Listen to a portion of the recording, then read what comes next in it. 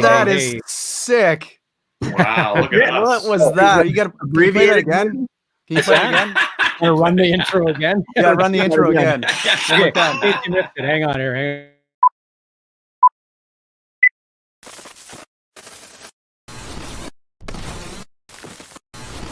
Oh yes! Deja vu. Oh, I think it was my even. God. I think it was even cooler the second time. You're paying attention. Yeah, because I was actually paying That's attention. cool. Darren, you're a goddamn genius. Hey, with the cursing right away. Sounds marvelous. And thanks for tuning in. That's the show for today. Yeah. Just Where do we go from there? 5 minutes of graphics and then we're out. Yeah. Yeah. So first time in a while. Yeah. We apologize, everybody. We couldn't be with you last week. Just scheduling and people all over the place and the world we live in. So we're back today, and first time I think in a long time that we've all been here. Brent, good to see you back. Yes, Brent's back. How are you, sir? Good to be back behind the Jets logo. There we are. There we go. Yeah, right there, dude. Right there. Yeah. Hey, how about that hockey, by the way? Who's watching it? I mean, it's kind of a weird playoffs, right? The teams super in weird. the playoffs are like, wait, the Islanders? It's been since the 80s or when? I love it. And, You know why I think it's now- cool? Based Because on my- last night's performance, team we is- might not be saying that for very much longer. I know. What's Cody? Why I think Tampa. it's cool the Islanders are in it is because my favorite team is the Capitals, and that's the Right. coach of the Capitals when they won the Stanley Cup a couple years Right. ago. Who I believe is also a Manitoban, correct? Is he? I don't Extra know. cool. Extra cool. Brent, you might know that. I thought somebody told me that. I don't know. I could be wrong. You should probably just lay claim to them anyway. That's what most Winnipeg people do is just, oh, he's from Winnipeg. Oh, no, I don't think it's Winnipeg. I mean, Manitoba, but yeah. So Whereabouts cool. in Manitoba would he be from? That raises a bunch of other questions. I don't You know, know. If anybody our guest- watching, Our they guest can, today lived in the Paw, Manitoba. This one lived in Lynn Lake, Manitoba. That's right. So there's a whole other world of Manitoba. Hey, friendly Manitoba, you guys. Let's be honest. It really the is. Knights, because there's so many Winnipeggers on the team, that's really one of the main reasons I always cheer. Because White Cloud is one of the new rookies, and of course Mark Stone and Ryan Reeves, of course. Like some good Winnipeg kids. Do you think the nature of this different type of setup for the playoffs has created the different advantages for different teams and all this kind of stuff to have some, like the Islanders and teams like that being involved, or is it just sort of the nature of the way the season was going prior to all this? it looked like it was the nature of, but I mean, I kind of feel bad because no matter what happens, it's going to be an asterisk year for whoever wins. I mean, you know, it's The COVID Cup. Weird. yeah. COVID Cup. That'll be So- so weird to consider like down the line. Not that and everything else, but just to be considered. That was that COVID year. That's right. Yeah. Can you imagine hoisting the cup with nobody in the stands? Skipping Yeah. around? And Yeah, you're I can robbed imagine of that opportunity, right? Exactly. That sounds exactly like what would happen to me. Hey, you won an award. No one's here to see it. yeah. They're mailing it to your house. Don't talk about it. What about, if you guys are watching the games, if you kind of don't pay attention to what's going on, outside of the actual rink and nobody in the stands, it sounds like a real game, right? They're pumping in crowd banter and all that stuff. So it's effectively as good watching it on TV, excitement wise. Yet, we got to talk about this because what's going to happen for us musicians? Like, are we going to start doing gigs with fake audience as well? Or I don't know. Well, You're gonna have people as in real people. we'll be very used to that. Look, here we go. Oh, he's from Dauphin. Oh, Our guest actually lived in as well. How do you like that's that? so cool. He's a Dauphin, cool guy. Manitoba. He's super nice too. You can tell. Canadian. That's amazing. Okay, Islanders go. But I think the idea of having a bunch of cutouts in the audience would be very interesting. Have you Did you noticed? see the I guy played that to tried worse to sneak audiences. into the baseball game? They how they have the cutouts in the Major League Baseball. I guess the guy tried to sneak in and pose as a cutout, and they busted him. Yeah, it's hilarious. Oh my God. You can Google that, yeah. That's hilarious. One of the Position. cutouts for the Blue Well, Jays. in like when they shoot things like Rocky and that kind of stuff, there are extras in the audience, but then there are actually like, I don't know if they're cutouts or dummies or whatever they use, but they do kind of complete a whole other section of the crowd with like a fake audience. Yeah. Otherwise, you'd be hiring like it's too hard to control like a full Staples Center or something like that. So they kind of, do what they do. Absolutely. Now it would all be CGI, of course. They wouldn't have to mess with that at all. And we can't talk about trophies and worldwide fame without bringing up a particular couple of individuals that are joining us here today who had some success on the world stage in the last couple of weeks. Guys, why don't you tell us a little bit about that? Wow, what a segue. Well, we got me and Shane got credits on a major motion picture. We were the band in the Bill and Ted new movie, Face the Music. In a lot of ways, someone has to do the artwork with Bill and Ted, but it would be Shane and Corey. I'm putting that out there.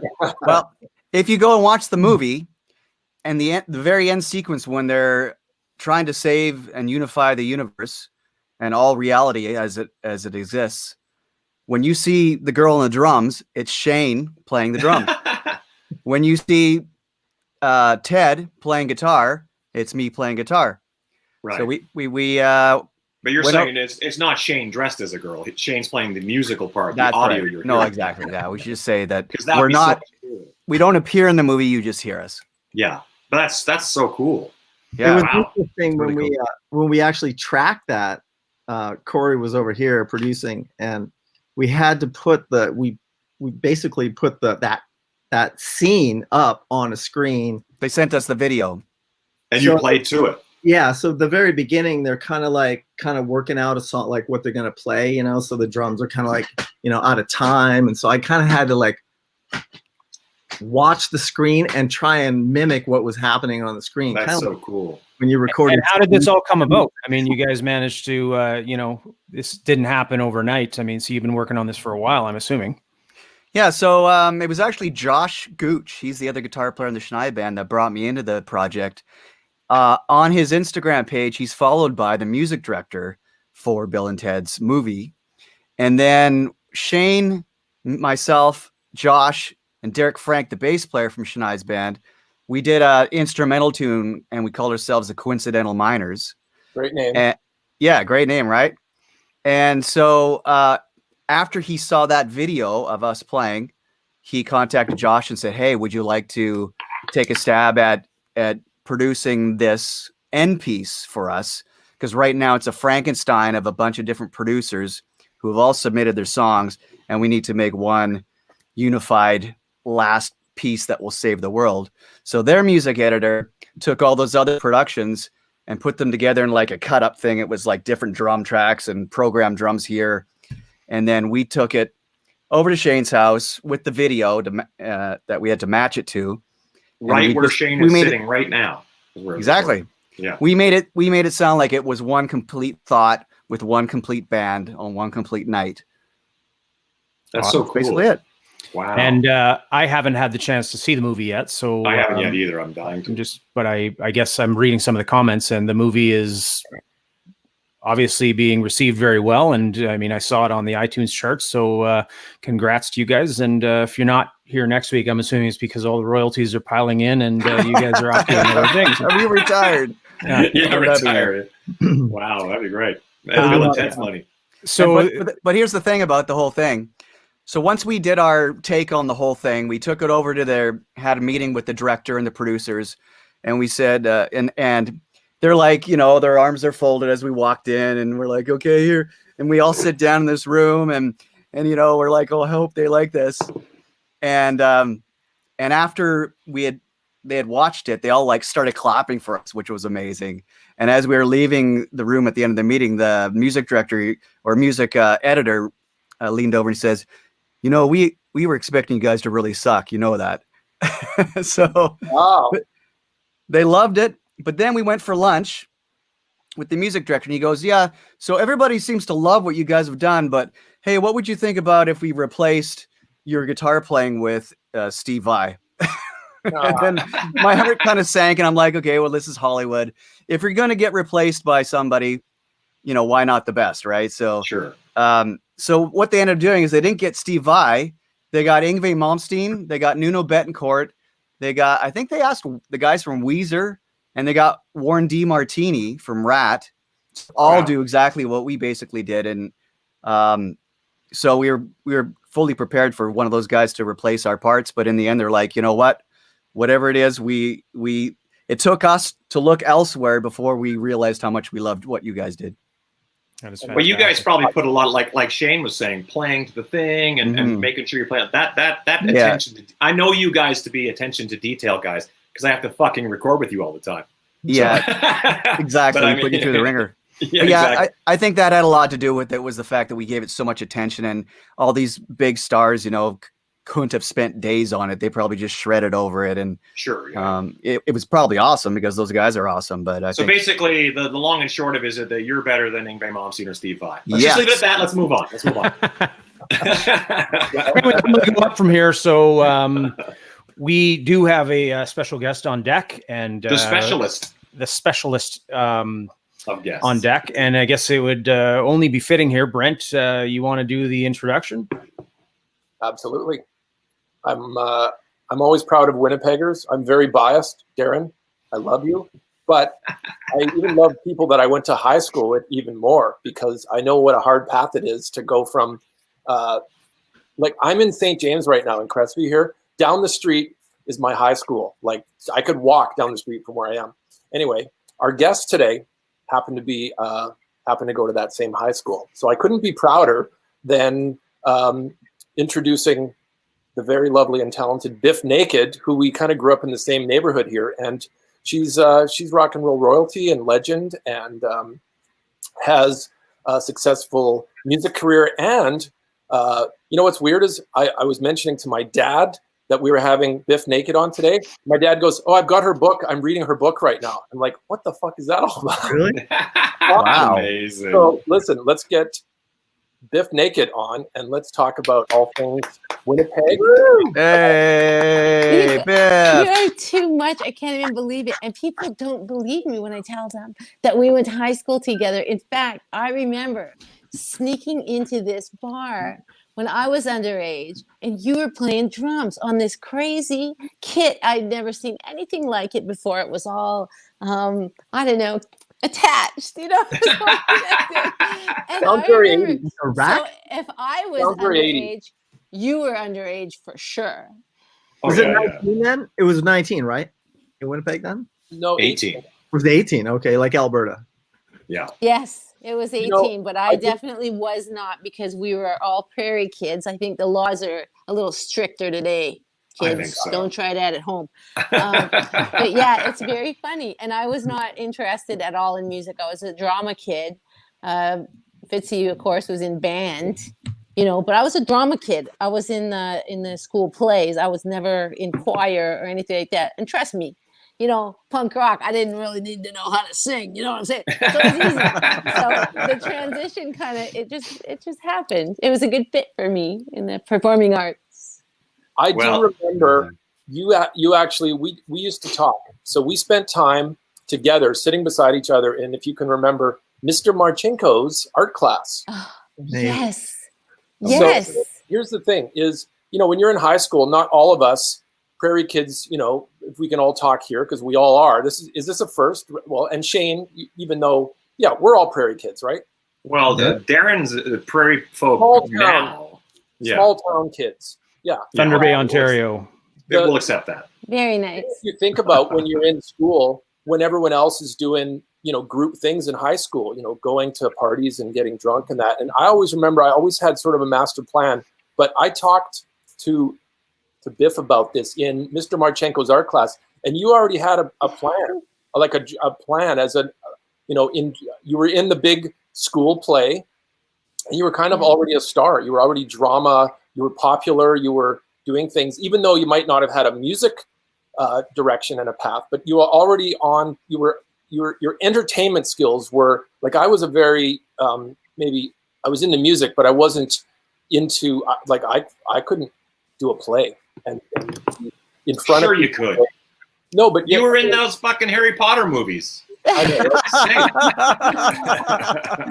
it's interesting. Not the to hear live your production, perspective. You had a certain it was like, I'll call it star quality in high school, because a lot of kids are kind of finding their way, and you already sort of were comfortable at being a little bit more, you had something. And I remember I ran into you not long after that, and I think, was it when, and we can talk about all this, like the band, was it Gorilla, or you were like, I'm singing in a band, and I was like, I'm not surprised at all. It wasn't the drama path. You were doing, all of a sudden you were in a band, funny. And I was like, well, I'm in a fucking band too. But you were right there at the same time. We were playing all those clubs, and yeah, all the clubs. It's funny to hear you recall it because, you know, I ran away from home in grade 12, and I ran away from home with my buddy from school, and we hitchhiked to Toronto because I wanted to be an actor. Like literally in my adolescent insane brain, I decided that the only way that I could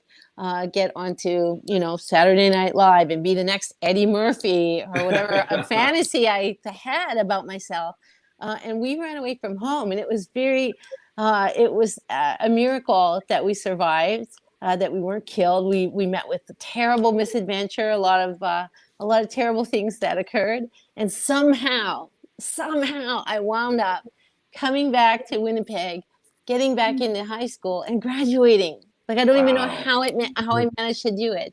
And enrolling in University of Winnipeg theater program, of course I did. I had nothing better to do. Dropped out and joined Gorilla. Went on tour with the Wongs, and that was it. And I've been on tour ever since. That's so awesome. Amazing. How gross is it as a girl touring with a bunch of dudes? Because it's gross as a dude. It's a different, you know, it's so funny. I have lots of conversations about this now in the era that we live in now and the era that we all grew up, kind of cutting our teeth, touring in those vans and staying where we could.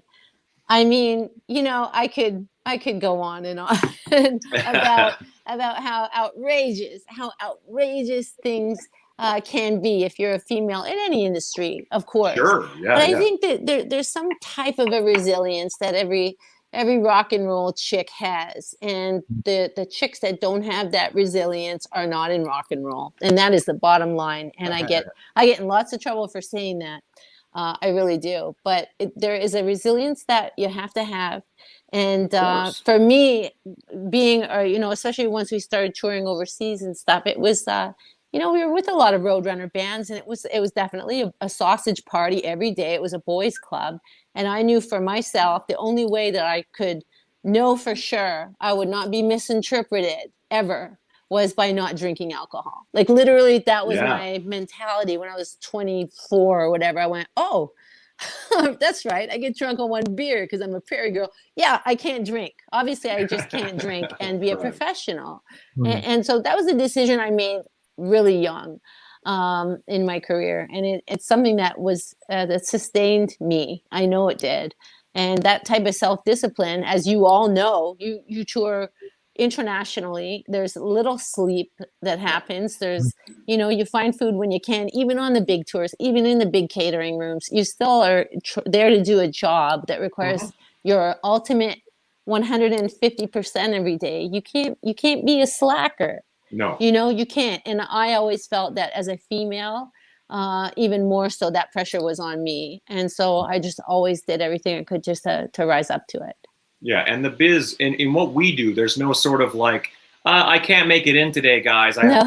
It's like, well, there's you don't have a sub like in a play or something like that. You're Biff Naked. The group is called Bif Naked, so you got to get up there and do your thing. So I missed one show in 1996. I missed a show in Regina, Saskatchewan, because I had strep throat.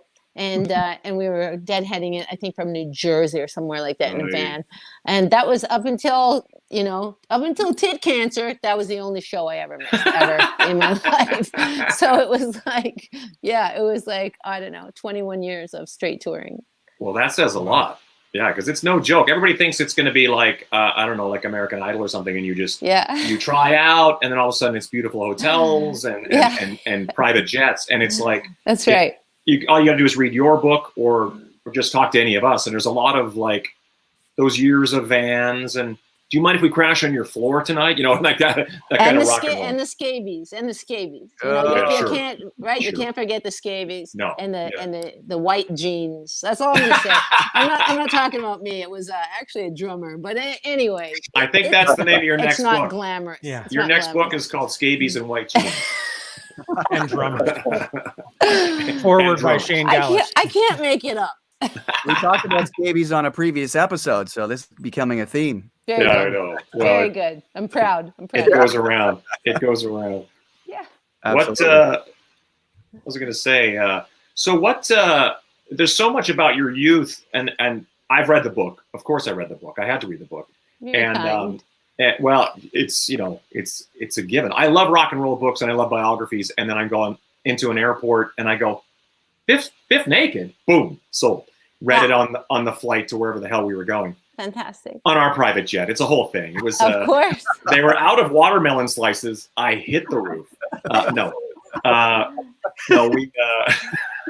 No, but I think it's fascinating too because yours is such an interesting journey of born in New Delhi, adopted, the Paw, Manitoba. I'm like, I grew up, half of my life was in Lynn Lake, Manitoba. So you and I both grew up in northern Manitoba. People don't understand not just Canada, but northern Canada is a whole other experience. Absolutely. And then, but the fact that I'm always fascinated by everybody's journey. Like every one of us, I look at us and go, these guys did this thing and ended up playing at this, at Download in England to 20,000 people, or Corey's been on a million TV shows and Shane's played in Tokyo. And then I watch Bif kind of do all this stuff, grew up in this little town, wasn't even sure she wanted to play music. And then she's on like Jay Leno and you go like, damn, dude, like it's just watching these things happen is so interesting that I assume that this thing that made you want to go to Toronto and be an actor is exactly what works when you decide, I'm going to take this microphone, get up on stage in front of people and sing, and watch it turn into that. I mean, you're a star. Having star quality is not something you're taught, and it's not about how high you can sing or how all that kind of stuff. It's something you just kind of were naturally born with and something you cultivated.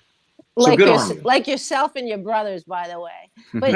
Well, myself anyway. I think the thing about it is, and the thing that keeps propelling people who are performers and writers, like for me, performing was a great vehicle for my poetry and for my writing in lyrics, and it was a good fit for me. But the truth is, with all performers, there's an element of still always waiting to be discovered every single performance. And I think that really does carry us through our entire careers, and it continues. Doesn't matter how old we get. I mean, we can be like Anthony Hopkins or Tina Turner, and still every single performance, everyone is still always hoping that performance is that you're going to get discovered. Like that hope, that yearning, that longing to be seen and heard never leaves us. And I don't think I really understood that as I was a young performer. I think it took until, now. Well, that's interesting too. Let's go. It's okay. When you bring up people like Anthony Hopkins, I always think that it's really interesting, like guys like him or say Bryan Cranston on Breaking Bad, when they kind of hit that level as they're like working actors, and all of a sudden they hit this other level in their 50s or whatever, and you're like, damn. So it always kind of illustrates to me that we can be successful, but it doesn't mean it's time to put your feet up and sit on the hammock. It's kind of like you can always go bigger, and I think it's really interesting to imagine. At this stage of the game, I don't think you have any interest in like, I've done all that, I'm good. I love performing. Yeah, of course. Yeah. It'll never leave me. I love performing. I've written a couple more books. I love reading. I love doing speaking engagements. I don't know. I think that also our generation and Generation X and all the generations that were before us, we don't retire. Like there's no retirement really. I mean, look at Kiss, there's no, I mean, yes, okay, the final tours, maybe, there's always us going, ha, ha, ha, come on. And I think that even our heroes are still performing in their 80s. Yeah. Because we're all living longer, hopefully, pandemic notwithstanding, hopefully we all survive well into another 30, 40 years of doing shows, like no doubt about it. I think we've all structured it purposely that way, that we don't have, I never had that sort of side gig that I'll just become an accountant, because I'd probably be an accountant like 10 times already, because like any number of things would have happened where it's like, this ain't working out, bro. Boom. Yeah. So you go, oh, well, if you don't have a safety net, you just keep going. You know. I don't know a musician with a safety net. But by the way, if you guys need any accounting, call me. No, don't call me. Really, honestly, don't call me. I would love to go back to your origins because you were born in India, right? Yes. And Yeah. so and I've been to India a few times, and I'm just wondering if you ever Oh. look like Yogananda behind you, but I don't think it is. Have you ever been back to India to see where you were born and all Yes, that? Or? 100%. And I was very, very lucky. You know, it was an accident. I was a little white kid, a little Caucasian kid born in India to a couple of teenagers who were there.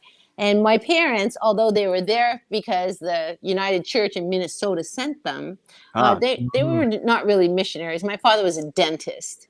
And so he was there fixing teeth. There's a bunch of schools there called Christian medical colleges and stuff like that, where they have just lots of great facilities and teaching schools and stuff like that. So it was really serendipitous that I was adopted by these socialist Democrat Americans that took my older sister and I back to the U.S. And then eventually, the Paw, Manitoba. After the Paw, we moved to Lexington, Kentucky. After that, we moved to Dauphin, Canada's national Ukrainian capital. And then we moved to Winnipeg, where I went to high school. And I lived in Vancouver for 30 years until I moved out to Toronto a couple years ago. But being back to India is always a goal of mine. The last time I went there, I did a tour of India. It was definitely 15 years ago. And everything about my birthright, my parents kind of drilled into our heads in a way. When we were 21, we had a choice of citizenships back when they still did that. I don't even know if they still do that today. And it's always figured very prominently in my life, in my just everything. And most particularly when I did get into music, and particularly punk rock music, I discovered Krishna core. And it really spoke to me because I was hugely interested in Hare Krishna and Hinduism and Jainism and Sikhi and just everything I could absorb about theology. I wanted to. And it also worked out with yoga also because all my little buddies and I in the early 90s were all studying Ashtanga. So it all really went together very nicely. Wow. But were your parents, your adopted parents, were they like Christian then, or? Oh yeah, definitely. My so dad, you were brought up Christian, is that right? Oh, definitely. Yes. We went to so was there a rebellion? United Church.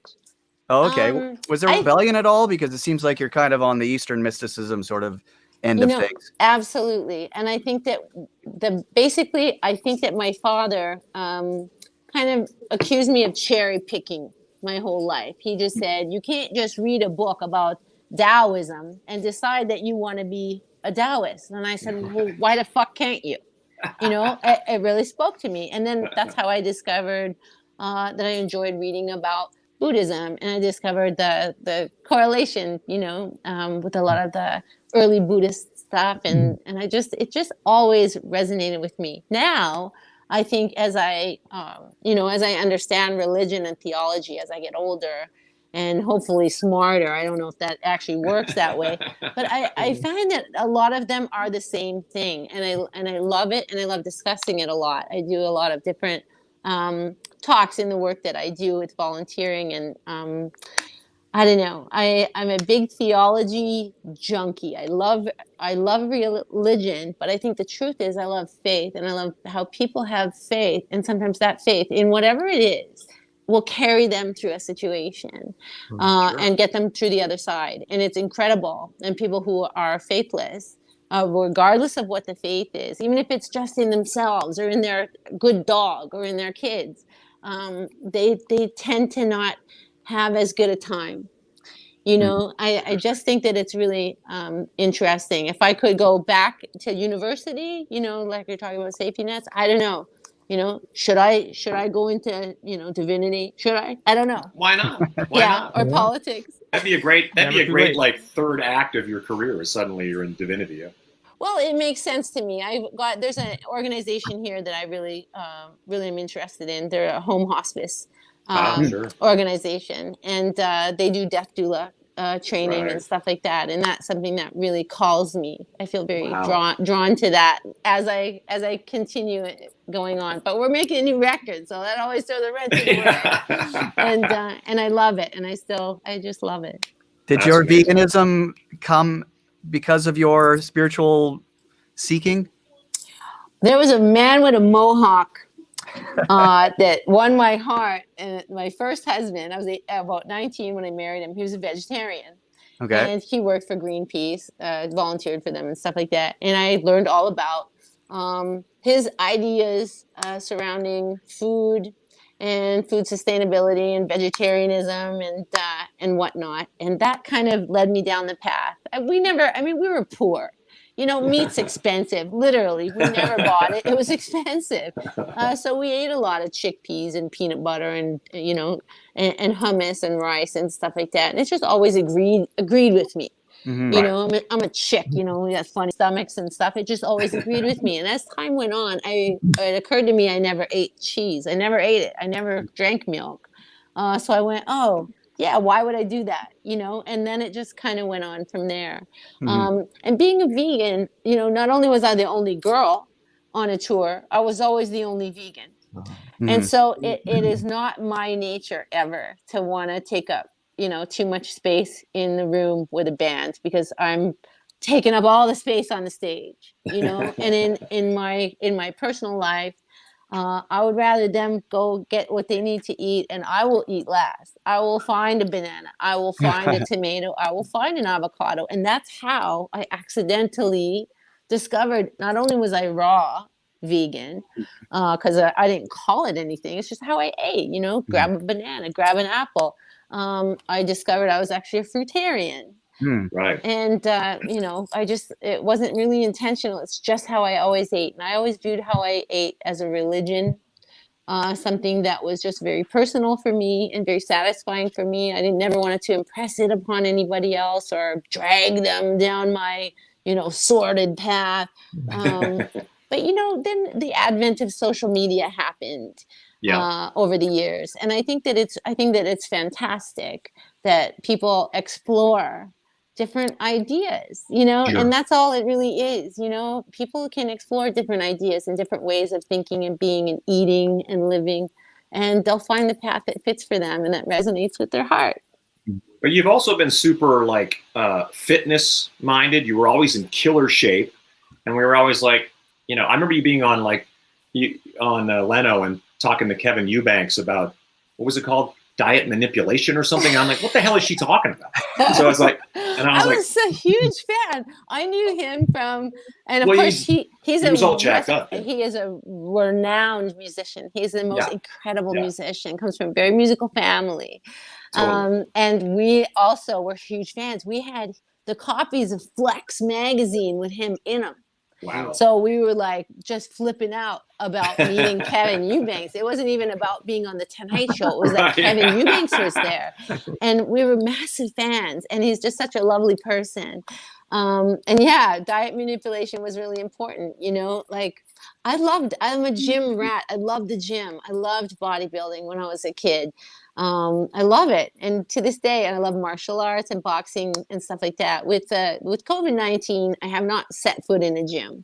No. Up here in Toronto, everything was kind of still closed for quite a long time. It just opened, and I'm not there. I broke my wrist on BMXing in July, so I'm not there anyway. Damn. Yeah, it was very sad. It was also 4th of July. I broke my wrist, first bone I ever broke in my life. I can't believe it. Knock on wood. I can't even believe that. Damn. It was exciting. I felt like I wear it like a badge. That was pretty badass. Exciting. How did you go over the bars, or what did you do? Yeah, I wish I could say that it was doing like a crazy backwards double, no footy over the things, but really, I was just trying to break my fall with my wrist, like people are wont to do. Yes. And that crazy wrist. But my surgeon, Dr. Lopez, was so amazing. He actually you can't even tell where the scar is, because he wanted to line up the tattoos. Of I course, was like, it's okay. like a Scars are paint by cool. numbers I to think kinda- scars are cool. I'm yeah. like, make it look really, really, really disgusting, because then I had something to talk about. No, didn't happen. Made it look Been a bad perfect. Yeah. How old were you at your first tattoo? Oh, I always like to say I was 18 years old. I was 18. And the first tattoo I ever got was the Eye of Horus, the all-seeing eye. It says in Wikipedia, just so you know, that you were 16. So Oh, I don't yeah. want to call you out on I that. tell well, the parents appreciate it when I tell their kids that I was Okay. like 25 or 18. Or I tell whatever. everybody I was 11. So Yeah, very good. Because I'm so hardcore. And you did it yourself in prison. I Exactly. only wanted one tattoo. I don't know how it happened, but I only wanted one. It always goes that way, doesn't it? It does go that Yeah. way, but I like it, and I like the idea of recording really important or powerful words to us in our skin. Like to Totally. me, that's just really what it was all about. And I just, yeah, You've decorated love your it. temple. That's allowed. You can decorate your temple. It's your. Well, it depends on who you ask. Well, that's you know? true. Yeah. I know. Yeah, you ask God and Jesus, they're like, they frown upon it. I know. There's a lot of heavy cats that are like, oh yeah, shit, no, you're going to hell, kid. I'm like, thank God, Yeah. that's all where my friends are. So. Exactly. Hey, That's Shane, what's the amazing. rules again in Japan? Because you spent so much time there with tattoos. It's still kind of like, how does that work? Japan? Oh, Japan tattoos. Yeah, and tattoos. Yeah, it's kind of it's you can't really sport tattoos so much in the culture. I mean, as a gaijin or a Westerner, someone that comes over, you can, but But it's Japanese kinda- tattoo art is a associated with huge thing. Yakuza. It's associated with Yakuza. So if you have a tat, it's like immediately you're gonna get that. Oh, is he part? Is he part of the Yakuza? So What is Yakuza? Is that mafia or Mob. something? So many big words in Gangs. today's episode. We're all going to have to Gangs. run to the dictionary after this. Yeah, so if you do happen to go out where you show the tattoo, or like you go into a hot tub or something like that, you just have to cover it up. In China, I remember they made us like, you have to wear a long sleeve shirt to the gym or whatever. And I was like, what? I'd never even experienced that. So it makes you feel pretty hardcore when you're finally in a country where it's like, whoa. Because remember when you were a kid, we all remember this because we grew up at a certain time. I'm watching Cobra Kai now, so I'm so in the 80s in my Oh my brain. gosh, everyone is watching Cobra Kai. But remember when, like, even if you had like slightly long hair, they wouldn't hire you to pack groceries, like, Yeah. or an earring or anything like that. I'm talking like as a guy. I don't know about the girls. And now it's like you go to Starbucks and the guy's got the tattoo on his neck, and you go, dude, good for you, sir. Sometimes Yeah, is it- tattoos. I see. Yeah. that. piercings, exactly. Yeah. Yeah, Back when I was a kid, if you had like a Corey Haim mullet, you were going to be like, you got to get a haircut before you work here, sir. That's right. I remember coming home with my earrings, and my dad was just like flipping on me. Meanwhile, he was sleeved, actually. Really? Ironically enough, yeah.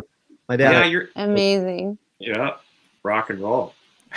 So let's talk about the difference between Vancouver and Toronto, because I have always thought this myself. My band was from Saskatchewan. We went to Vancouver. Well, Bob Rock brought us out to Vancouver, but I often think Fancy. now, I'm dropping names, watch your feet. Big time. So Fancy. I remember saying, like, now in retrospect, I go, it would have been interesting to go to Toronto, just because Toronto was so much more like, when you go to Toronto, you do a tour across Canada. Often by the time you get to Southern Ontario, there's as many gigs in Southern Ontario that there has been to get to Ontario. And I thought to myself, like when I talk to like I Mother Earth guys or Tea Party guys, and I go, oh, I totally understand how you can, cultivate an entire career. Because in Vancouver, as you know, unless you're going to stop in like Kelowna or Kamloops or Cranbrook or one of those towns, often your tour starts like opening show in Vancouver, and then you're absolutely knackered by Calgary. So it's like a 12-hour drive to Calgary, and then you're kind of like, and then the rest of the country is what it is. But Toronto, and because the industry is in Toronto as well. So I assume that's what's brought you there. I know we kind of talked on this briefly earlier. How long have you been there? Well, 19 months, you said? Yes, and I mean, the thing about it is, I don't know, all the book publishers that I was working with were here. All of our publicity teams were here, and it was time for a change. And I know that a lot of people have left Vancouver due to economics as well. Word. But here, it's kind of the same in a way. Yeah. I don't know. There was a lot of my friends basically kind of felt I defected It wasn't just Yeah, that I well- moved; is that I defected. And Yeah, because you kind of are synonymous with the city of Vancouver. Like when I first went to Vancouver, it was kind of like you were already the reigning queen. So the fact that you're not Very there is funny. kind of interesting. well, I never say never. I think that I'll wind up back there for sure. Sure. But It is a great city. It is an It is. amazing Beautiful. city. It's It the best is. city in the world is for beauty. Yeah, it is, yeah. well, that depends on where you find it. That's I true. suppose. Because I've discovered that where we are here, it's when I was talking about BMXing, what we do is we go in all the little back lanes in Etobicoke, and we freestyle, do street riding, and I'm obsessed with chop shops and the history of the mafia. Huh. Moose because Jaw. a lot- Yeah, Moose Jaw. El Capone, come on, the tunnels, the caves. I'm obsessed. I think it's really beautiful here. There are so many songbirds. There's cardinals here. There's Oh, a lot of absolutely, yeah. blue jays, and I'm quite obsessed with them. One of our fellas, our guitar player Doug Fury, has just relocated back to That's right. London, where That's he's right, yeah. from. And Please so say hi to Doug for me. I I haven't seen him will. in years. I We'll love see that him this guy. weekend. Amazing. But yeah, and I mean, again, all the little wildlife and all the songbirds are very different than they are on Yeah. the West Coast, and I'm just I'm enamored. I'm enchanted, like I think it's absolutely enchanted. I think it's important once in a while to change your comfort level, because I did the same thing when I came to the U.S. It was sort of like, you couldn't be in a more different place, but it changes Yes. your entire perspective, and it sort of makes you kind of like reevaluate and appreciate what you did love about where you were, but you're Yeah. always in a sense of discovery, which I think is important, especially as a creative person like yourself, because you're not just as a singer in a band, but as a person who's always been poetry and spoken word and that kind of stuff, that I think that I don't think people forget, but I think it's such a big part of what I think about when I think of you, is not just this sort of wild punk rock singer kind of thing, but the actual the spoken word stuff and the lyricism has always been hand in hand with that. I assume that's still going on. You're still going to keep doing that till the end of time. I It think you is. guys flew right over us, though. I mean, Fitzy, don't you agree? There's tons of dirty back alleys and chop shops in Winnipeg. I mean, you ever Yes, there are. The dirtiest, Yeah. baby. I The just wanted to dirtiest bring up- is right. I think what's great about Vancouver, growing up in the prairies, you just think, well, the weather's beautiful. Yeah. So there is a certain, yeah. headspace about being on the West Coast rather than, Mm-hmm. Toronto. And so, and Shane and Corey, who are in scorching heat right now in California, right? Yeah. And Brad, you in Vegas, and I'm in Winnipeg, and it's starting to get cold. There is something gritty about the prairies and Winnipeg, weather-wise, and I think you now that you're back in Toronto, is there something satisfying and painful at the same time about like the East Coast mentality is different? It's New York, but it's Toronto, and it's like It's Yeah. fast. It's a lot faster, isn't it? the winter. It's so different. I love winter. And I mean, Yeah. people, and again, growing up in Manitoba, it's, we're hardy people. Like, I love the cold. I love the heat. I love it all. There's nothing I don't like. Real popular girl in high school, by the way. I love it all. And I have to say that I think that climate change has happened. And of course, you guys down in California are really experiencing a lot of the horrors of that. Right. But equally up here, Toronto is in southern Ontario. I would say the cold, like Winnipeg cold, never happens here ever. No, that's true. Yeah. And it only really gets a little bit, I guess, treacherously cold. Maybe 2 weeks. Maybe the rest of the time Yeah. is just Canada cold. But it's not Winnipeg cold. No. Nothing ever is. No, and I can't remember it. I cannot remember. The older I get, I can't remember anything bad. And I don't think that it's because I like block out the bad, because I have considered that. But it's not. The truth is, all of my memories, even with frostbite and having rehearsal spaces with no heat and all that stuff, Boy. I just have fond memories. I just do, and I have to just laugh at all the stuff we endured. It's as funny that you kids. say that. I remember Fitz and I did a Corey was there too. We did that thing with Chris Jericho in Regina, Saskatchewan. Remember we did that Oh my God. thing? And that was the first time I'd been in Saskatchewan in a long time, because I'd been living in the States, especially down here where I'll see something on TV and someone's wearing a scarf and a big jacket and I go, oh, I remember getting to you think about like, oh, I'm going to wear that awesome jacket. Now it's like the idea of wearing a jacket is like 1 week a year. You know, it's like, it doesn't make any sense. But yeah, we went to Regina, and I remember opening the door to the hotel door open to get to the van, and it felt like Jack Frost punched you right in the face as hard as he could. And I was like, good Lord, we grew up in this, Corey. and that was Grey Cup weekend, right? Yeah, they played football in that weather. Yeah. It was literally 40 below. Can you imagine that the football must be like hard as a block of ice by that point? Oh yeah. Well, hey guys, I think we all admit that night we were on the field for last year's Heritage that's right. So, yeah. Again, Regina, come on, none of us could hang. We were crying. That was the toughest gig I ever did, I think, in my life.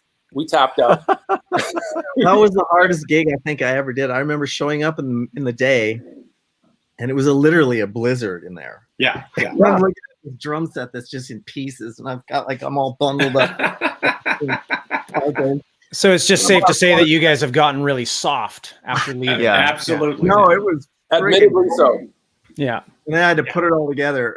But I think even if we lived in Regina, Saskatchewan, that would suck. Like it was tough. It was tough. Yeah. I remember looking at Todd, like after we'd break, we did like a bunch of these little segments, and I remember looking at you, Todd, and I'd never seen you like bummed out at a gig, but and they were coming over by the drums, and you're all bundled up with the scarf, and I could tell it was just you were not. I was over Well, it. put it this way, my uncle is a huge sports fan, and he was at that game. And third period rolled around. He had left. He went to some bar and watched the rest on TV. That's how cold he was. And so we were out there on the field playing, and there's a snowdrift building up in my guitar case behind the stage. And the way that stadium's built, there's a big crack right between the two like huge like balconies that go up, like the seating right. area. Yeah. So there's this funnel of wind that comes through, and it was like just hitting us like blizzard. I had a blizzard on my snare drum was full of snow. Yeah. All my palms are full of Yeah, snow. it was brutal. Nothing prepares you real. for trying to be a rock star, and it's literally like a blizzard of snow coming, right. and you're afraid of slipping because the stage gets covered in snow, and you're like, ah. But the other side of the coin was it was like the coolest gig ever because we're in the NHL. I mean, it was amazing. But you don't have to deal with too much of that in Toronto. I remember playing Nathan Phillips Square for New Year's Eve one time, and I remember my lips literally sticking to the microphone like a Saskatchewan winter, like and I was like, oh God, it's just the worst. You couldn't feel your guitar. It was just the worst. But yeah, it could be worse. I could be actually working out there. So playing music, no one has any sympathy for us watching this right now. They're like, dude, I'm working that shit.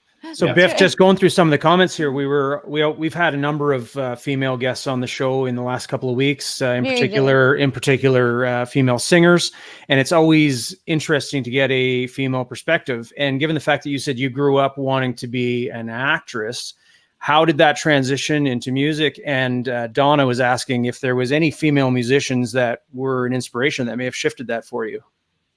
Oh gosh, it was just it was an accident how I got into a band. It was totally an accident. These guys were in my theater class, basically, and that's it.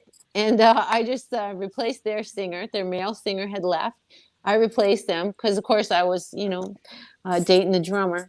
I liked the drummer. He had a mohawk and he was a vegetarian. That was enough for me.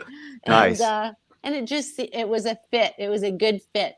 And I left on tour. I dropped out of school and I never looked back. I've done a couple acting gigs over the years, but I always had these little dogs.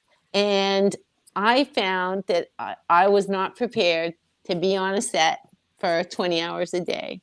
And that was the bottom line. And I just never pursued it as long as my dogs were alive. My last dog died. He was 17. That was 6 years ago. And I just was unprepared to do it. But music was a great fit. And I can act on the stage. It is very vaudevillian, when you're singing Lucky, for the 700,000th time, you still actually get into that space where you are equally sad and you sing it with every part of your heart. I mean, it's better than acting. It's musical theater. It really is, yeah. Yeah. there is a certain amount of like the floor lights and the pancake makeup and the whole old showbiz idea of getting out there. It's like, essentially, we are essentially carrying on that routine of that been going on for years. But like Absolutely. you say, as a singer, and I think one of the biggest things as a vocalist to learn is certainly it's singing in key and singing in time and all that kind of stuff. But there is something to be said if you're going in to sing a song that is a sad song. Yeah. You kind of have to convey that. And if you don't, and the best singers do convey that. And I think that's how people react to it, as opposed to just, I sang this song perfectly in key, but I really didn't feel any of it. That's I assume right. no one's going to feel it, And the same with that's why hip hop or metal works, because it's so angsty that those guys convey that. And the same goes for you, because the course of your show has all of that. It has hot peaks and valleys of emotion, and you're so good at doing that. God bless you. I'm going to have to write you a check and send it to you. Saying such nice things to old lady. Well, it is nice having you here to break up this sausage party. I got to say. Yes, absolutely. And the other thing, actually, I wanted to bring up also on a personal level. I know that, and I'm sure it's public knowledge, you've had your share of health concerns and scares, and we all applaud you for your battle and all your time that you spent in getting through that. You have online, what I noticed today after just doing some reading, your own line of CBD oils. Is that? That's correct. In fact, wow. we have just partnered with PETA in the United States. Cool. And we've just gotten our certification for USDA through our growers. And it's, when I was in breast cancer treatment, I believe it's the best thing that ever happened to me. Because it brought me to two things. One was volunteering. I never would have been off tour in my life. I was doing a martial arts show in Russia in between tours, and it was madness. My life was madness. I had just gotten married to my second husband at the time. And it was madness. And being diagnosed, I got to stay home with my dogs. I was like, this is great. This is like my cancer vacation. I can't believe this. And it was fantastic. And for me to have the opportunity to actually have a lived experience where I went through the surgery, went through the chemo, went through the radiation, then I can bring that into my volunteering and do peer support for these women who were, having to wrestle with navigating those treatment protocols and stuff. It's horrifying. Women are terrified and their families are terrified. Nobody, especially back then, nobody was talking about it. There wasn't Instagram. There was no Facebook stories where they could find, I guess, kindred spirits in a way. So I think that it was really great. And a lot of those women were taking tinctures. At the time, it was just like, cannabis tinctures and all this stuff. It was against the law. It was all against the law, and so was smoking pot. And they would utilize marijuana and plant medicines to help mitigate their symptoms. A lot of the time, when people think about cancer patients, still today, a lot of people think about people wasting away, and that's not always the case, and certainly not for a lot of women's cancers. A lot of women, gain weight from steroids. These cancers are hormone, affected. It's just Absolutely. There's so many facets of it. And the facet of care that intrigued me the most was the CBD. And so finally, Mona Lisa Healing is the company that we have. And it's just really rewarding and gratifying for people to say that they've used the product and that it's helped them, whether it's with their anxiety or with their sleeplessness or with some other symptoms that they're experiencing. It's just been amazing. It's just amazing. I love it. I love doing it. Is that the Mona Lisa sticker behind you on the wall? This one, yes. And this is my certificate of appreciation. Okay. From PETA. Yeah, it's a lot of fun. Yeah, That's it's awesome. a lot of fun. So we're available in the US and we've got we're launching lavender. So I'm sorry. I'm so excited. What is the PETA connection to the CBD? So for me, it was most important if I was going to get involved in this company and be involved in Mona Lisa, I wanted to be positive, 100% positive that there were no animal products in it. And I wanted to ensure that there was no using of animals in any aspect of that process, because unless it says so, you don't ever really know for sure.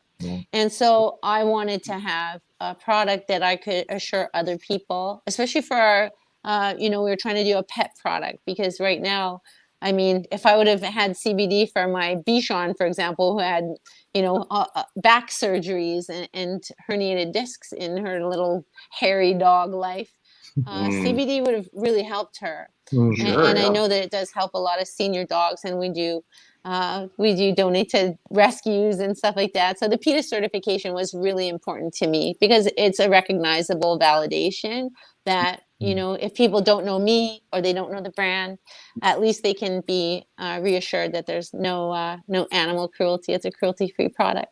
So you mentioned that's available in the US. That's obviously available in Canada as well. Canada is a very funny place. And let me tell you right now, the laws in Canada, even though they have legalized marijuana, CBD still falls under the Cannabis Act. And, I can see it's a whole other conversation. I think it should be a food supplement. In many of the states in America, it's considered a food supplement. It's different, but not in Canada. So unless in Canada you are working basically with the government and with licensed producers, and there's a lot of different things that they require, they can get really annoying, and the law is annoying. It should be changed, and it's a food supplement, and it's not. And so it's very difficult, and the Canadian government needs to really, but of course, priorities, I guess. I don't know, other people who are buying CBD on the internet in Canada, they don't know what they're getting half the time. It's like bathtub drugs. Just because something says something on the label doesn't mean that's what it is. Just because it says it's not grapeseed oil doesn't mean that's what it is. It's like, that's really hard to verify these products. And there are thousands and thousands of products. I have friends who've been ordering stuff like CBD and gummies and all this business off of the internet for years. And I think they're, crazy, but, there are people who rely on these medicines to help them just survive. And it's unfortunate, the laws do have to change in Canada, but in Europe and in most of the United States, it's a little more normalized. Well, I think we've got enough of a panel here that you guys can take it to the hill, right? Let's make a motion to turn it. That's right. So just to clarify, it is not available to ship to Canada. Or is that? You can go to MonaLisaHealing.com, and if you live in the United States, you can obtain that product. So I can order it and send it to these guys, and then they'll just mule it across the border. Is that the idea? I can't actually tell you to do that. I'm pretty sure that's against the law. Yeah, I know. I don't have a gig right now, so we're hoping that the law change. What does this mule thing pay? Well, and this is the thing, CBD is in coconut oil. I mean, it's just like it's not only harmless, it helps people, and it helps people with a variety of different ailments. It helps their children, it helps their aging parents. It's just like, it helps their pets. So the reason I ask is I have a daughter that has epilepsy, and we've tried CBD oil, and like you said, it is just really hard to access, and there's not a lot of information about it. So I was just interested in your take on that. And when I was browsing through the site, I noticed there was a number of different things there that looked great. And unfortunately, like you said, we're just on the wrong side of the border for that. So, until the laws change in Canada, we're trying very hard. I think it's even a gray area here, because sometimes they can't actually call it CBD oil in California. Correct. Yeah. It has to be labeled hemp oil, and then within that hemp oil, to actually be CBD, it has to be like cannabinoid. It has to have the cannabinoid extract, because you can go in and they like, for instance, Lawson's is like a local distributor here in Southern California, and they had it on the shelves for a couple of years, and then they had to take it all off because of the whole label thing. Yeah. Now they put it back, but they call it hemp oil. Oh, so and you can buy beauty products that are using the hemp leaf, if you want to call it that, and they are flying off the shelves, Really? and they might not have even a trace Right. in Yeah. them, but it's big business, and it's Yeah. fascinating. I mean, people are And I People are made that funny. mistake. I actually did because I take it for sleep. And I bought Yeah. some on the internet and I got it. And it was like, oh, this is not actually right, cannabinoid oil in this. right, It's just right. hemp, it's hemp oil, right? Not Yeah. cannabinoid extract anyway. Yeah, yeah. It's fascinating. It's a fascinating industry, and I mean, the bottom line is, for me, to be involved in it, all I really want to do is help people. Like, that's it. That's all. That's Absolutely. all it's for. And it was because I met so many women in my breast cancer groups that were using it. Totally. My brother died of cancer, and he was barely on any pain meds at the end, like pharmaceuticals, and see. he would make his own marijuana oil, and it kept him from being in on all the opioids that just mess people up, at the Yeah, end of their life. They're not even really aware anymore, that's right. Yeah. Amazing, Yeah. amazing. So that's cool, and that it's PETA certified.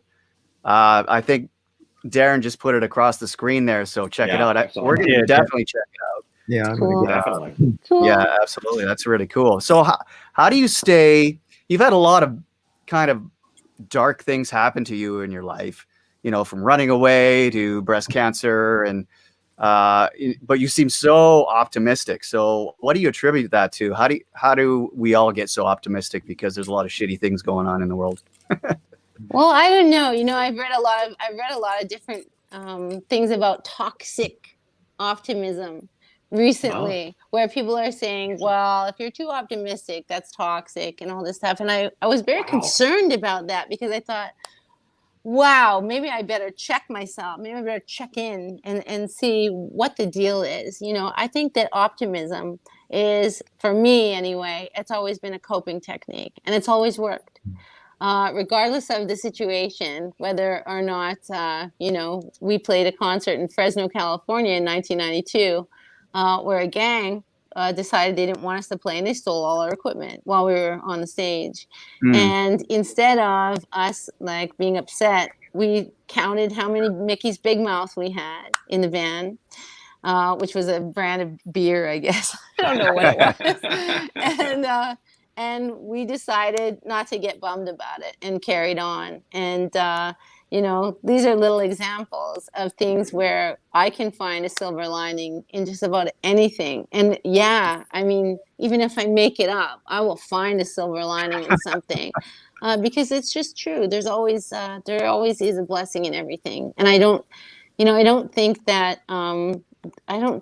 optimism will ever hurt anybody, ever. No. I don't think it's naive. I think that, sometimes it can be forced, for sure. I've had to force optimism many times, but I don't think it's because I'm a performer. And I don't think it's because my parents dragged me to church kicking and screaming every Sunday, because they sang in the choir, so we had to go. I just think that it feels good.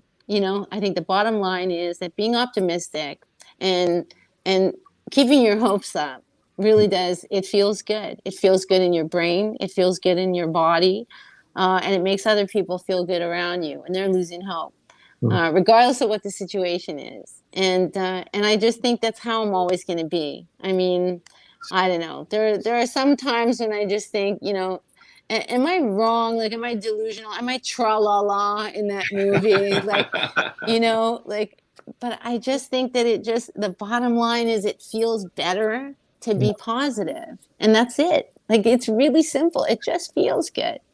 Especially during this current climate that we're living in on the planet, it's important to be, to look to someone like yourself and go, hey, you know what? She's right. If I focus on this and this and this, things aren't so bad. You know what I mean? It's very easy on a day-to-day basis to get focused on the traffic or whatever the regular life stuff is.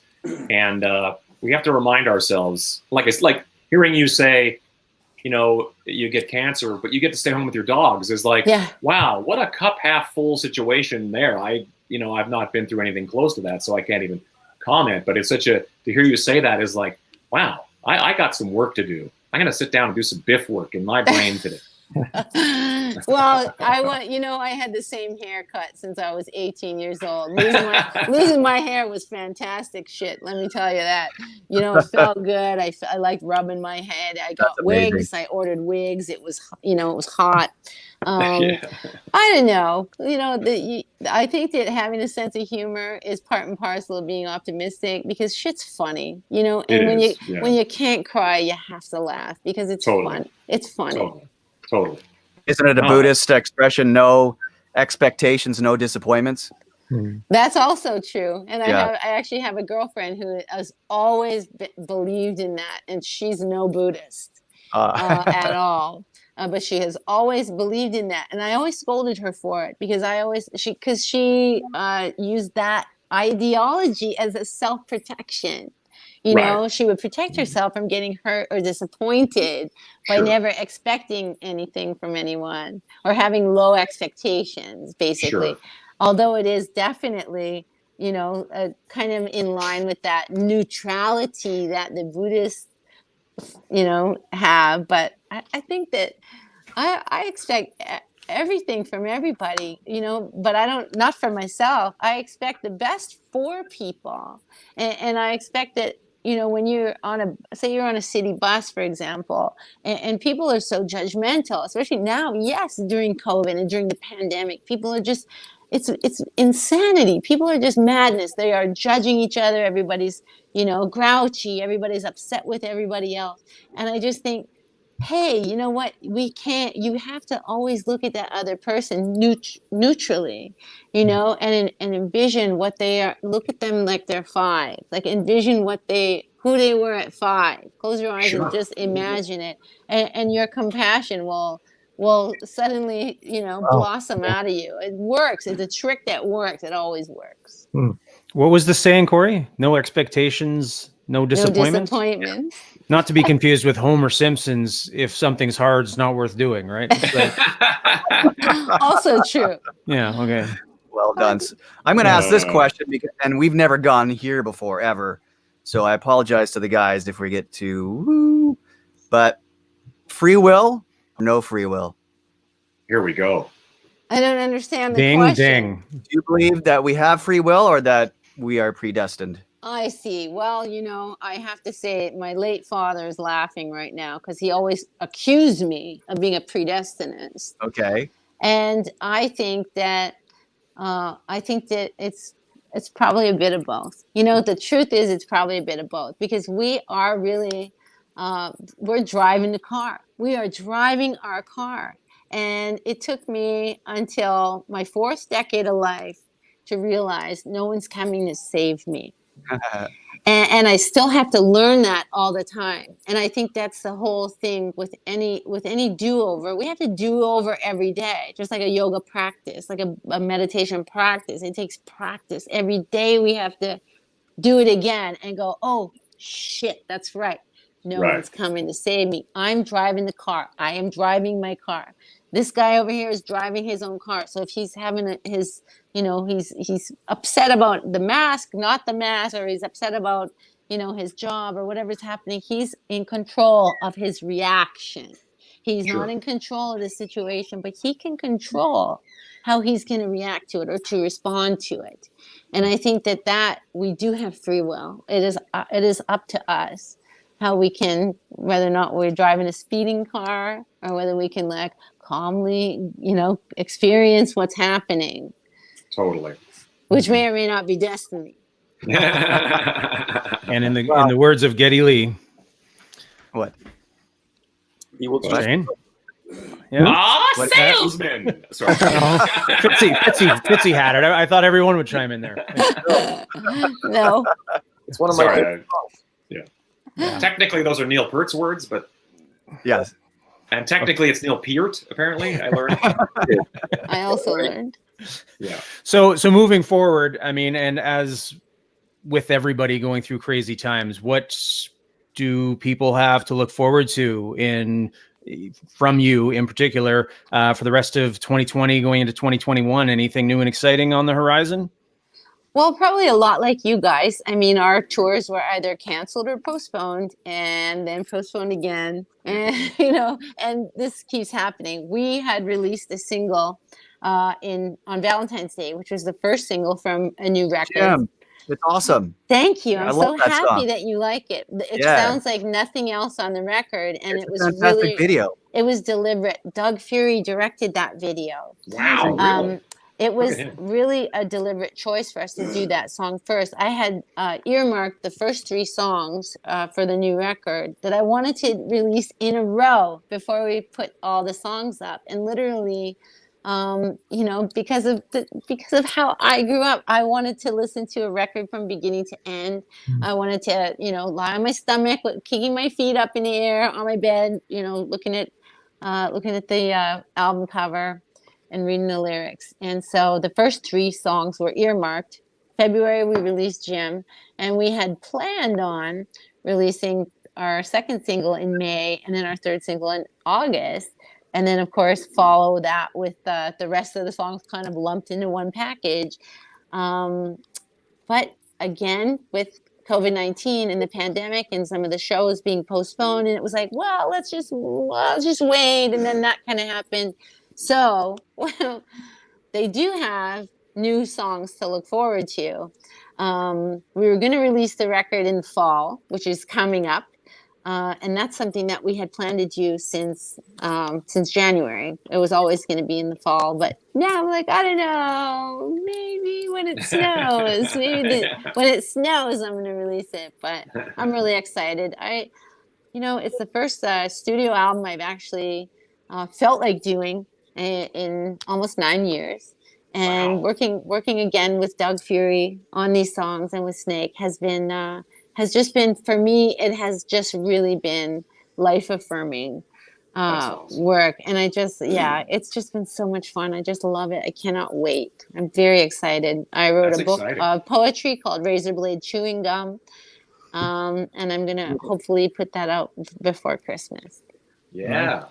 Wow. See? I'm just envisioning that in my head right now. I'm unpacking razor blade chewing gum. Yeah. Oh my God.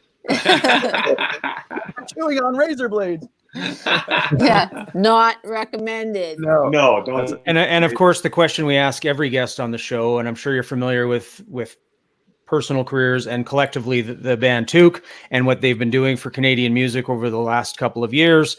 And just to get your insight, I'm not sure how familiar you are with the catalog, but do you see a song Canadian that these guys should cover? And if so, what would that be? Yeah, what have we missed? Goodness. What have we missed, Bif? We've covered a million Canadian songs, and I'm curious to hear your perspective. Have you covered Getting on Credit?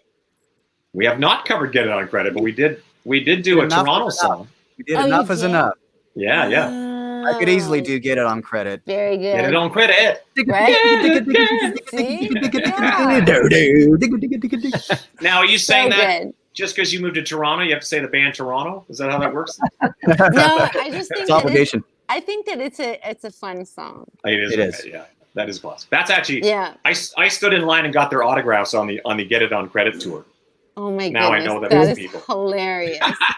That is hilarious. The only other song I would say is my manager. I've had the same manager since I was 22 years old. Of course. Peter Carroll, and Yeah. he was in a band called the Carroll Brothers when he was a young man with his brothers. And they That's have right. this song that you can find that has the video on the internet because they played it on. I'm laughing because we always play it. And it's called, what's it called? Downtown? I think it's called Downtown. Yeah, I remember that. Downtown. Yeah. I remember that whole thing. That's yeah. a Carroll Brothers song would be pretty fantastic. Amazing. There Sing you it for go. us. They had How's- no how's it shirts go? on. They would whip their guitars. Carol Oh, Brothers. really? Oh yes. And I what gotta look about that what about something from your catalog? We all know Todd There is you no go. slouch when it comes to Oh yeah. doing a Singing female girl voice. songs? Yeah. You know, Super Beautiful Monster remains my favorite record, Todd. Oh, yeah. It we- does. It I was remains my lucky enough to be favorite a- record. I was lucky enough to be a part of that record. What a Yeah, blast that was. It was such a Yeah. fun era. Yeah, it was. Oh gosh, gosh, there's so many different songs I just can't even imagine.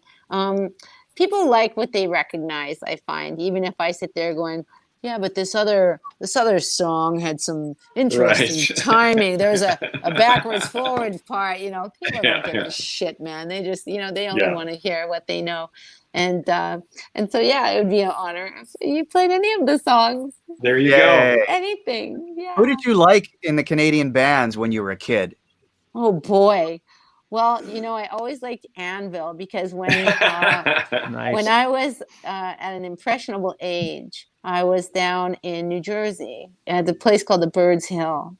And at the time, John and Marcia Zazula were co-managing me with Peter, and they took me to the Bird's Hill to see Raven and Anvil. Yeah, Raven. Yeah, and it was this, what was it? It was some particular thing. But anyway, and Lips performed a song where he was, and all I can remember was his lyrics going, 5 nickel shuffle in the shower with soap. And I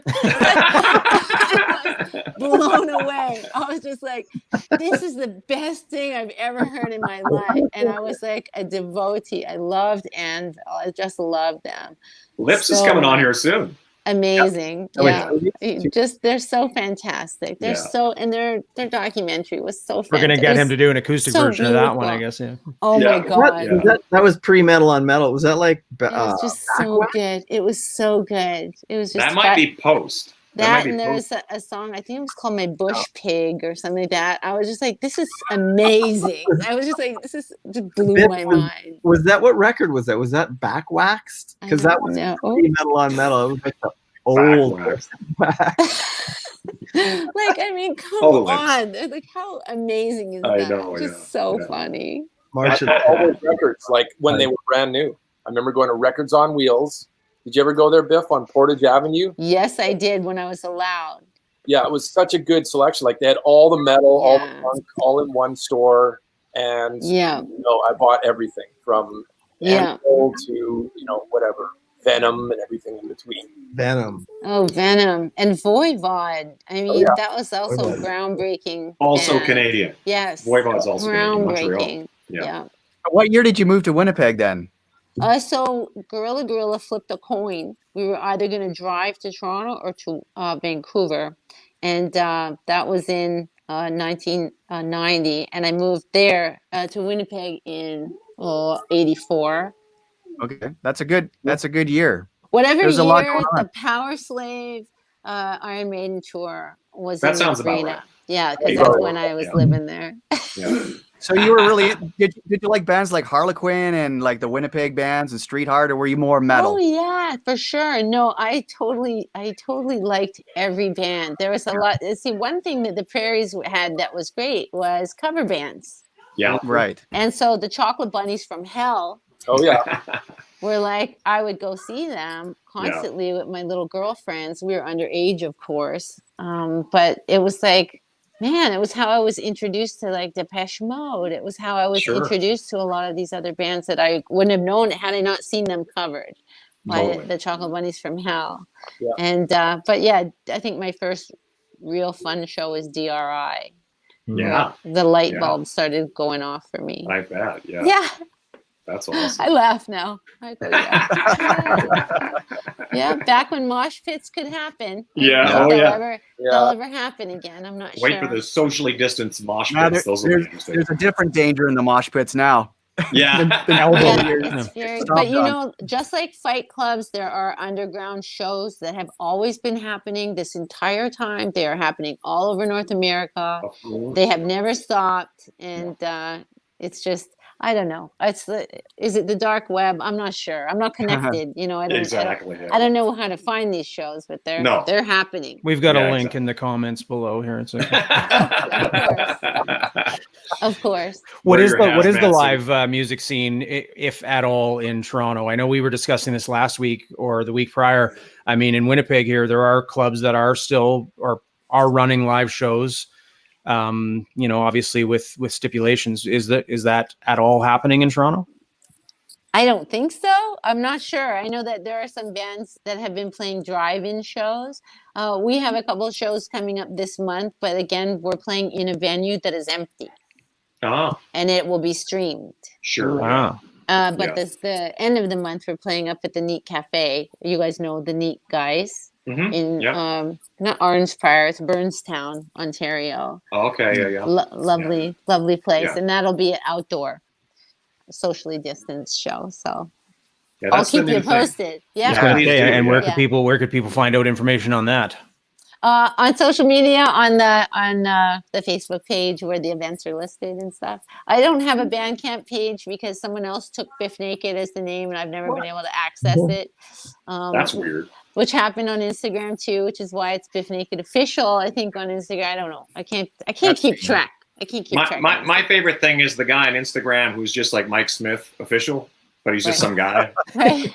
It's my favorite thing in the world is, oh, you're officially Mike Smith. Okay, that's right. Well, because it's a common name. It's very. I guess. It's very possible. Maybe that's actually his Christian name, the Official. Yes, it's very possible. Look at me judging. It's not judging; it's questioning. It's thank you. It's a natural curiosity. You're asking. I need you around more often to tell me I'm doing the right thing. It's a natural curiosity. All right. Well, thank you so much, Miss Biffy.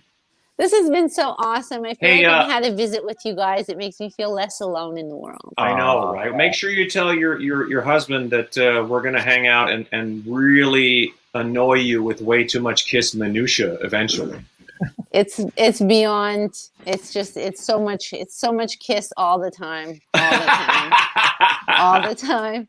And we recently took in a puppy that someone had to rehome, a 5-month-old puppy, and of course, named Ace. Yeah. Amazing. Ace. Yeah, Ace. I love that he's not just Ace; he's Ace Frehley. Ace Frehley on lead Ace was guitar. taken. Oh, lead guitar. I got you. Wow, that's a very full name. What'd you do? Oh, there she is. I think I didn't have my phone on airplane. Oh, I don't know. Oh, I know. Suddenly somebody tries to call you in the middle of it. Welcome to the new world, right? That's right. We're learning all the time. Trust me. We've been doing this. I love this though. This is really. How many cool. weeks is this now, Darren? 23. We missed one, so yeah, it's 23. Wow, amazing. Well, 22 bravo, episodes, gentlemen. Bravo. Oh, well, thank I think you. it's 23 episodes. We've going 24 weeks, but we missed one, so this would be 23. I think. Dang. I don't know. I've lost track. I mean, Very cool. It doesn't matter. yeah, it doesn't matter. But yeah, it's been fantastic. Thank you so much for joining us. Again, anybody wants more information, bifnaked.com. You still have that though, correct? So you can direct them from there. Yes. Search on social media, and of course, MonaLisaHealing.com. That's right. Check it out. And again, like to thank everybody for tuning in. If you enjoy the show and you're still figuring out what those little stars are that Facebook sends you because you're such a great listener, feel free to donate those back to us because we can put them into making this show better every week. So we appreciate everybody for tuning in. Again, thanks, Biff. Thanks, guys, for joining us today. And we will see you back here next Tuesday. Do we know who we're talking to next Tuesday, guys? Somebody. I think we do, but join us back here for somebody. Oh, you know what? I think Mike we might Smith have official. We might have the official Mike Smith. He's coming out with an awesome vegan gumbo recipe. It's gonna be Yeah. We will get that information to you sooner than later. But for now, enjoy your week. And again, thanks for tuning in. And we will talk to everybody later. Thank you, Beth. Bye, everybody. Bye, guys. Love you, Beffy. Thank you. Miss you.